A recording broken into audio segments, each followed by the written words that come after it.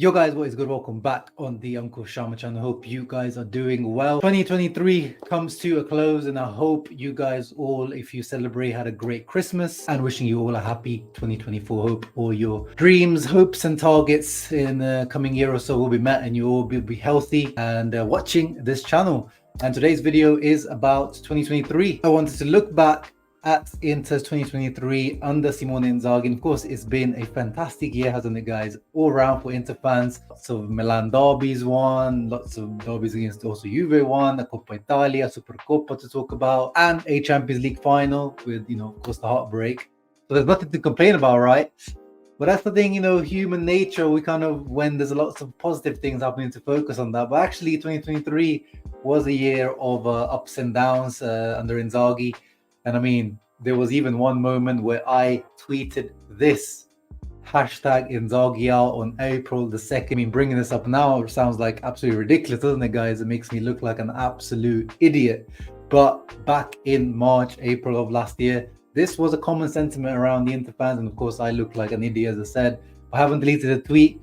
And I still, at that time, maybe it was reactionary. 10 losses in the league to me at the time was unacceptable. By the end of the season, we ended up with 12 losses in the league. Banter era level of losses in the league. So let's take a look at the ups and downs of 2023. So let's start in January. The year starts off. Inter, we're already struggling in the league. Let's not forget we had a really, really bad start to the season last year in Serie A, piling up the losses. And on top of that, to pile on the misery, the Milan Skriniar situation happened. If you guys remember, that's when the whole thing kicked off. In the previous months, Marotta hinted that the contract negotiations are going well, and Skriniar should be signing the contract soon. And then in January, Roberto Sistici, his agent, came out, gave an interview, made it clear that the negotiations were over. They rejected whatever offer was put on the table.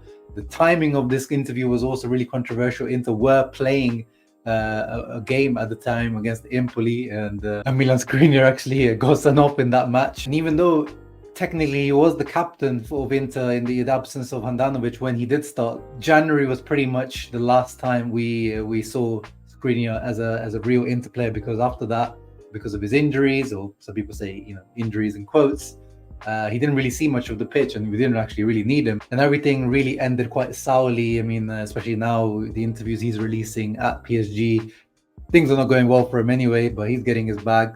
But we've got Matty Doms and Bisek now stepping into the role. Of course, Benji Pavard is also. I guess both sides are happy. But looking back, I think at the time, it definitely that situation did not help things. On a footballing level, things in January actually started off quite well. If you look back, after the winter break, we came back and we defeated Napoli, who were high flying at the time. We beat them 1-0, and then we start to struggle a little bit again. The draw to Monza, we just about get past Parma in the Coppa Italia. We beat Verona just 1-0 at home, and then we also win the Supercoppa in great style in Saudi Arabia, 3-0 against the cousins. And then the Empoli loss comes. So it was a bit of a mixed bag January. Moving into February, things continued on a decent level. We won another derby. Of course, this is a given. We're just smacking the cousins around all the time now. The Coppa Italia run continues with beating Atalanta. Matty Dom gets a nice goal. We draw away to Sampdoria, but then this is the big win, that sets Inter season up really for redemption. The 1-0 win against Porto in the Champions League at home, where Lukaku finally comes back from injury and clinches that win for Inter. But then in the Serie A, things start to get bad once again after that Champions League win, where it seems like, this Inter team really is only starting to focus on the Champions League, and the Serie A is of no more importance really, and definitely out of the Scudetto race at this point. We lose 1-0 away to Bologna, and then the 2-1 away defeat to Spezia again really, really piles on the pressure. And the away losses were really a trademark of last season. It seems like Inter away was a completely different beast to Inter at home, which is what's changed this season. And then, of course, we clinch the qualification to the next round against Porto with a 0-0 draw away at the Dragao. But then another loss, pounding more pressure onto Inzaghi and the team, a 1-0 loss at home to Juve. And then back-to-back 1-0 loss to Fiorentina straight afterwards. And this is when, the day after this is when I made my hashtag InzaghiOut tweets. And even at the time, you'll see in the explanations in the tweet, but in my replies below the tweet, and when we were talking about it on the channel, I didn't actually blame Inzaghi for it. It's just I was so angry and disappointed with this team that they had so many losses in the league that it seemed like they had no pride in themselves after just the season before they lost the Scudetto to Milan in that fashion when the players were crying on the pitch.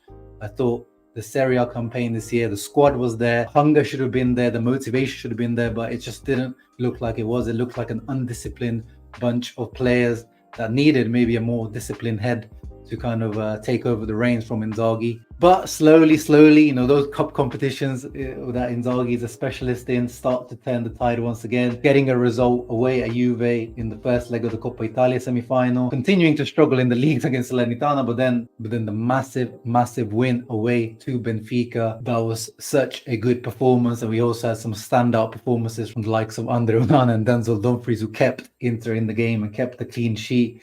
Then you can see the struggles in Serie A continues, and now it's clear that these guys are just completely giving up on Serie A, and things even start to look difficult for top four, because at this moment I think we even start to drop out of the top four, and we're toying with the 5th and 6th position here. But then once we get that qualification to the semi-final against Benfica with that 3-3 draw at home, it seemed like finally confidence seems to be back in the team. Inzaghi seems to have a better hold of the team. The style of play, that Limone ball that we love to see, is back within the team. And Inter once again start to look like one of the best teams in Italy, because last year it was no argument, it was Napoli.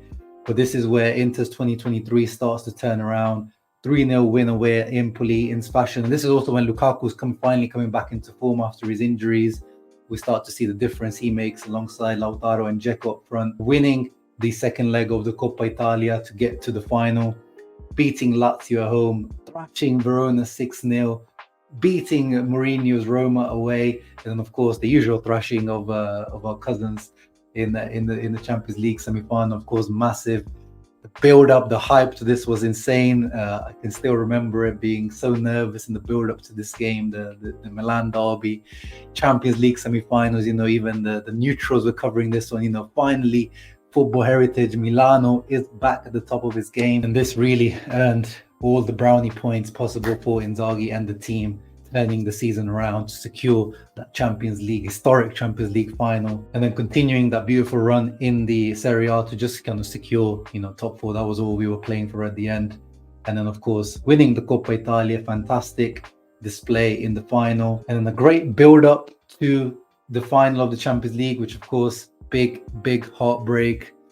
Thank you, Lukaku. And then a difficult summer, lots of players going, leaving, contracts expiring, Onana, Brozovic being sold, lots of players coming in, question marks. Is Thuram good enough? Can Hakan truly step up into the Brozovic role full time? And all those questions were answered straight away in the first few weeks of the season. The style of play was there, but most importantly, Inter's defending has been so much better. The away form is top notch. That the way we started the season, 2-0, 2-0, 4-0, 5-1 once again, defeating Milan. It's been an amazing year of spanking our cousins, and then continuing the good Champions League form we've had under Inzaghi, qualifying, again out of the group stage, even around early this time round. And as you can see from the stats, in 2023, Inter right at the top with the big boys of Real Madrid and Man City in terms of points accumulated within the league. And we are on track with Napoli's form last year up until to this point. The Napoli that ran away with the league, we've got the same amount of points as them, but we even got even better goal difference. The only problem is amazing style of play, loads of goals, not conceding many goals, lots of players in form, but all of that has added up to us being just 2 points ahead of Allegri's terrorist Juve, which is the only sour point. And now we are here, moving into 2024. Of course, the goal, you guys all know what the goal is that second star, the 20th Scudetto, as announced as always. I keep repeating this year by Marotta, even Inzaghi this year. He knows the main goal is the Scudetto, but of course, we also want to do the best that we can in the Champions League once again. But we're out of the Coppa Italia. But we have that slight inconvenience of the Supercoppa, which this year is not just one game, it's 2 games. We're going to have to play a semi-final and a final in Saudi Arabia. Bit of an inconvenience, but I'm sure Inzaghi wants to bring that home, and it's worth 7 million euros in prize money. In terms of my favorite goal from 2023, oh, it was hard to pick. Inter have scored some cracking goals this year, haven't they, guys? See, the one that stands out right at the top just from a few weeks ago was that Di Marco stunner from the halfway line. And of course, you've got those big Champions League goals, the famous one from Lautaro to clinch the qualification against Milan. But my favorite goal of the season is a very recent one, Hakan versus Napoli. That volley, the technique on that, the way he hit that, and the spin of the ball, the way it doesn't even touch the ground, and a literal rocket into the bottom corner, no chance for merit. That is my favorite goal of 2023. And my favorite player for Inter 2023 has been Lautaro Martinez, because he really, especially in this season, he's really stepped up to those levels that we've always kind of demanded and expected from Lautaro Martinez to start achieving at some point in his career. He's become the leader, the captain, a really good captain as well. But yeah, guys, that was my wrap up of 2023. Let me know your thoughts and feelings down below about Inter's year. What are your favorite moments? What are your favorite goals? Who was your favorite player from this past year? What are your expectations for 2024? Let me know in the comments down below. Hope you guys enjoyed this video. See you on the next one. Ciao ragazzi, always Forza Inter.